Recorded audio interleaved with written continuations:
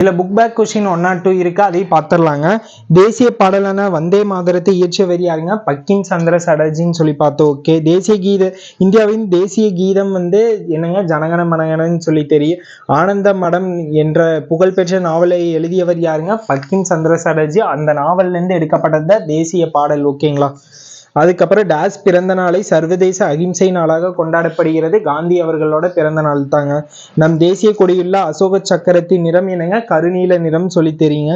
இந்திய விடுதலை நாளில் பறக்கவிட்ட முதல் தேசிய கொடி இப்ப எங்க இல்லதுங்க? சென்னை அருங்காட்சியகம் சொன்னேன்.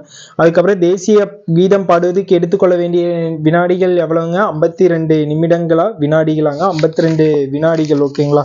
52 வினாடிகள்ல தேசிய கீதம் எடுத்துக்கொள்ளப்பட்டது. ஓகேங்களா. அதை நோட் பண்ணி வச்சுக்கோங்க.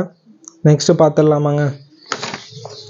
அதுக்கடுத்தது 1896 தேசிய காங்கிரஸ் மாநாட்டின் போது வந்தே மாதரம் பாடலை பாடியவர் யாருங்க? சரோஜினி நாயுடு. இது ரொம்ப முக்கியம்.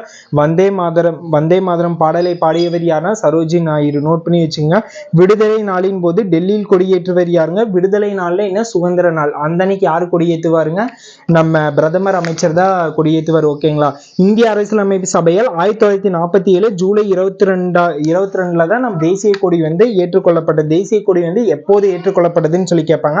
1947 ஜூலை 22 நோட் பண்ணி வச்சுக்கோங்க. Next lesson